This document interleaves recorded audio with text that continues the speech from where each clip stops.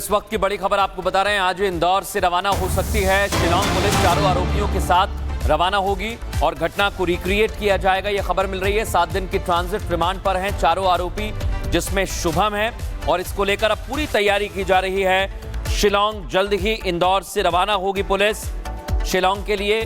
और आपको ये बड़ी और अहम जानकारी दे दें कि घटना को रिक्रिएट भी किया जा सकता है। और सीधे रुख करते हैं सहयोगी सत्यविजय का। सत्यविजय, जो घड़ियां हैं वो आगे बढ़ रही हैं, वैसे वैसे जो आरोपी हैं उनको शिलांग ले जाने की तैयारी भी पुलिस की ओर से की जा रही है। फिलहाल ताजा अपडेट क्या, क्योंकि पटना पॉइंट में एयरपोर्ट पहुंच गई है सोनम, बाकी आरोपियों को लेकर के क्या जानकारी?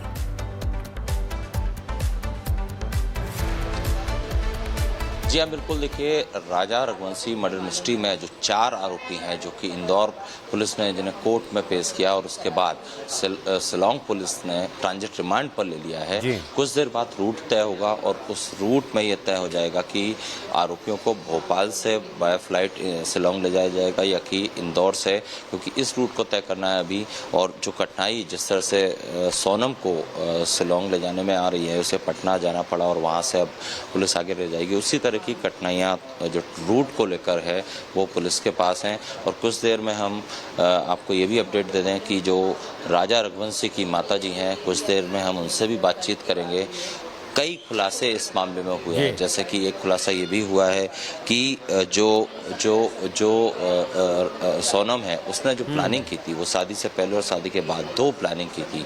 एक प्लानिंग उसकी थी जिसमें उसने ये तय किया था कि चूंकि उसके पिता नहीं मानते इस तरह से राज कुशवाहा से शादी के लिए, वो इंटरकास्ट मैरिज में शायद राजी नहीं होते, इसीलिए उसने अपने प्रेमी से कहा था कि वो विधवा होने के बाद उससे शादी करेगी। और एक प्लानिंग उसने करी हत्या की शादी के बाद, 11 मई के करीब 3 से 4 दिन बाद, जिसके बाद उसने राज के जरिए कॉन्ट्रैक्ट किलिंग के लिए 3 आरोपी हायर करे, जो कि राज के दोस्त भी हैं, और इन सब ने मिलकर वारदात को अंजाम दिया।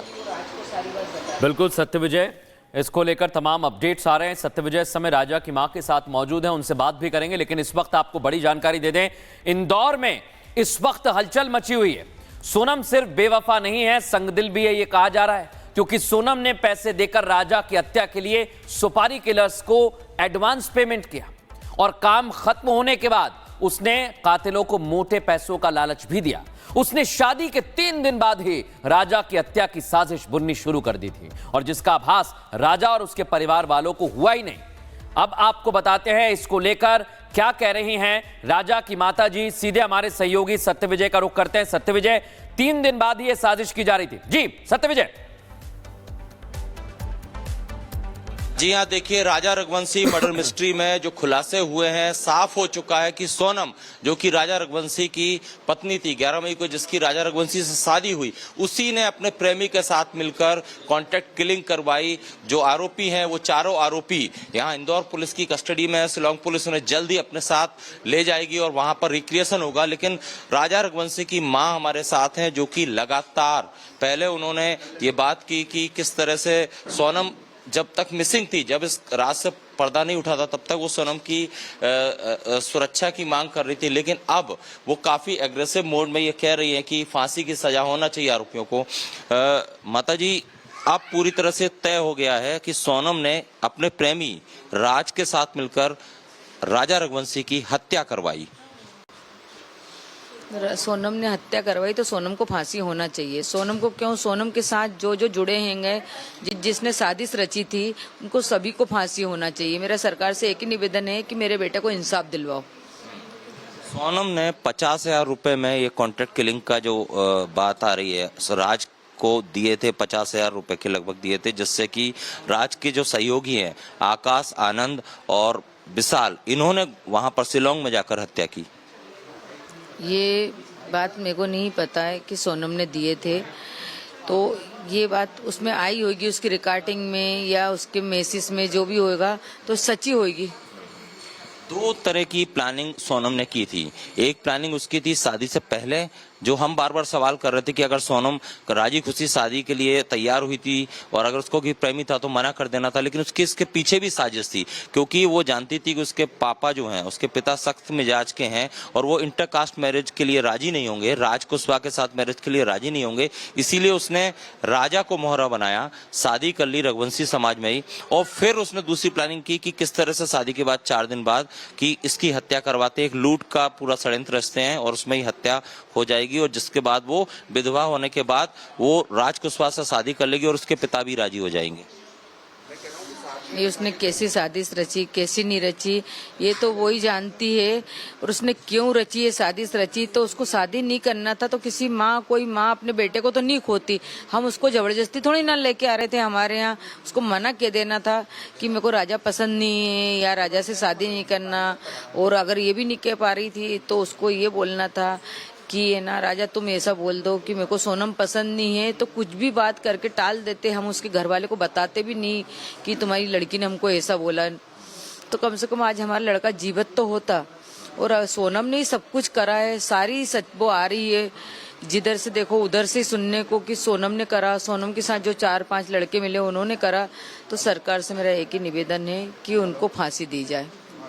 एक बात ये भी निकलकर सामने आई है कि जब सोनम के साथ जो कॉन्ट्रैक्ट किलर वहां पर थे और वो थक गए थे पहाड़ी पर चढ़ने के दौरान और उन्होंने हमला करने से इनकार कर दिया था, तब सोनम ने करीब 20 लाख रुपए का लालच दिया था उन्हें कि वो आप अगर हत्या कर देते हैं तो 20 लाख रुपए देगी। ये सोनम ने बताया होगा ना कि मैं 20 लाख रुपए दूंगी, तो पैसे के लिए तो आजकल कोई किसी को ही मार देता है। तो लालच मिला होगा तो उन्होंने बोला होगा कि हम कर सकते हैं ये काम। क्योंकि जब सोनम आ रही थी, सोनम खुद थकी हुई बहुत दिख रही थी मेरे को। मैंने उससे बोला ना कि थक गए ना तुम, तो बोलती कि हाँ बहुत ज़्यादा थक गई। मैंने तो मना किया था मगर सुनते कहाँ हैं। उन्होंने मेरे को नीचे लेके गए थे, नहीं नीचे देख के आना, झरना देख के आना।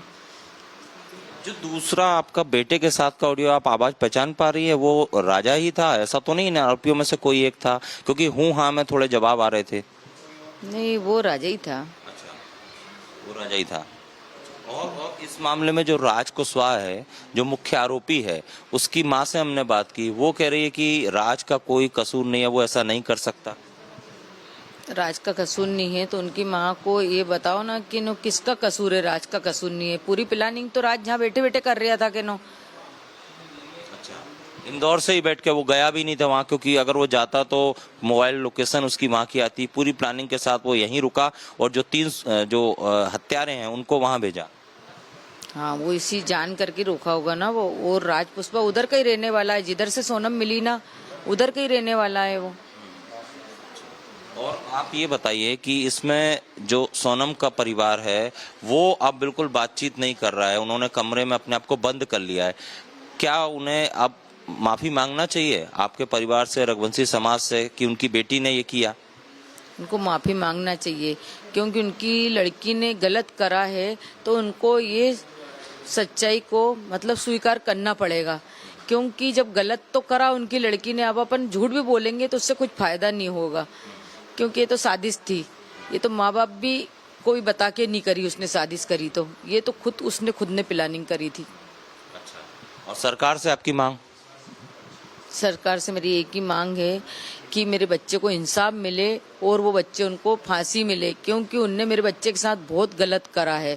क्योंकि इतने बार करे उनने कि सरकार उनको छोड़े नहीं।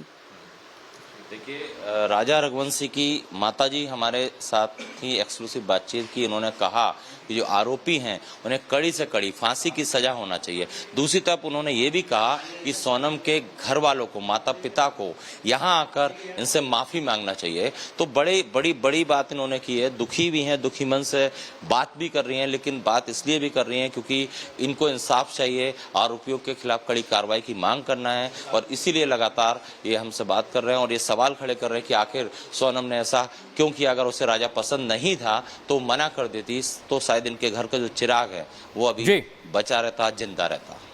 बिल्कुल सत्य विजय, एक एक करके खुलासे हो रहे हैं और राजा की मां ने सीधे कह दिया कि अगर सोनम पहले बताती तो हमारा बेटा जिंदा होता। लेकिन सोनम के दिमाग में बहुत कुछ चल रहा था। सोनम ने शादी के 3 दिन बाद ही पूरी साजिश को बुनना शुरू कर दिया था और तैयारी थी मेघालय में राजा को ले जाएगी और शूटर्स को हायर करके उसने पैसों का लालच भी दिया, लाखों रुपए दिए और कहा कि मार दो इसे।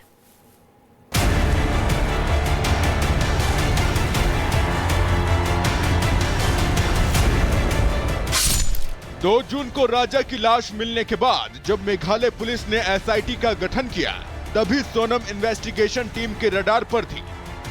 मेघालय पुलिस किसी तरह सोनम तक पहुंचना चाहती थी। इसी दौरान इन्वेस्टिगेशन टीम को पहली बार सोनम के किरदार पर शक हुआ, क्योंकि जांच के दौरान एसआईटी को पता चला कि 23 मई की दोपहर सोनम ने इंदौर में अपनी सास उमा रघुवंशी को कॉल किया था, जिसमें सास ने सोनम से पूछा था कि उसने खाना खाया कि नहीं, जिसका जवाब सोनम ने सफेद झूठ से दिया। बेटा कैसी है तू? मैं साबूदाना फलार बना रही थी तो तेरी याद आई कि आज तो मेरी बहू का उपवास है। उपवास किया है ना? हाँ मम्मी, मैंने इनको साफ कह दिया है कि मैं घूमने फिरने के चक्कर में अपनी ग्यारस नहीं तोड़ूंगी। मेघालय पुलिस के मुताबिक सोनम ने अपनी सास को उपवास के बारे में सफेद झूठ बोलकर बरगलाया, जबकि एसआईटी की टीम ने जब होम स्टे के संचालक से पूछताछ की तो उसने बताया कि 23 मई को जब सोनम अकेले लौटी तो उसने होटल में बढ़िया खाना खाया। बस इसी विरोधाभासी बयान ने पुलिस का दिमाग घुमा दिया, जिसके बाद जब पुलिस ने इस केस की तहकीकात शुरू की और उसके फोन कॉल्स की डिटेल निकालना शुरू किया तो सोनम का इस साजिश में किरदार निकलकर सामने आने लगा। पुलिस के मुताबिक सोनम के मोबाइल की टावर लोकेशन, उसकी कॉल डिटेल और राजा की पोस्टमार्टम रिपोर्ट में मरने की टाइमिंग और सोनम की सास से बातचीत की टाइमिंग से ये साफ हो गया कि जिस समय सोनम ने अपनी सास से बात की थी तब राजा का कत्ल हो चुका था। पुलिस की माने तो सोनम ने हनीमून ट्रिप पर जाने से पहले ही राजा के मर्डर की पूरी प्लानिंग कर ली थी। इसके लिए उसने बकायदा सोनम के हत्यारों को 20 लाख रुपए देने का वादा किया था, जिसमें उसने 15,000 रुपए बतौर एडवांस भी दिए थे और हत्यारों को वादा किया था कि काम खत्म होने के बाद बाकी पैसा उन्हें मिल जाएगा। राजा रघुवंशी के कत्ल की इस वारदात से पर्दा उठाने में मेघालय के टूरिस्ट गाइड अल्बर्ट पीडी की गवाही ने अहम भूमिका निभाई। अल्बर्ट ने ही जांच में लगी एसआईटी टीम को बताया।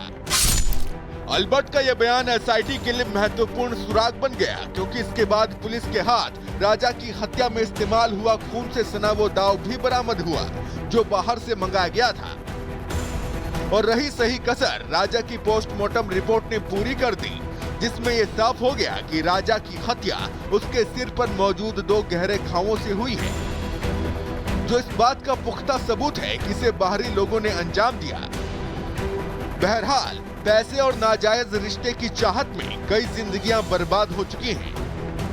देखना यह है कि मेघालय पुलिस की थ्योरी और एसआईटी के जुटाए सबूत कोर्ट में आरोपियों को दोषी साबित कर पाते हैं या नहीं। Bureau report, Republic Bharat. और सीधे रुख करते हैं सहयोगी सागर का। सागर, राजा की मां कह रही कि फांसी होनी चाहिए, लेकिन आप जहां पे मौजूद हैं वहां पे बाकी जो आरोपी हैं उनके निकलने को लेके अपडेट्स निकल के सामने आ रही हैं। कितनी देर में निकलने वाले आरोपी वहां से शिलांग के लिए, या यूं कहे तो निकल चुके हैं और पहुंचने वाले हैं शिलांग के लिए?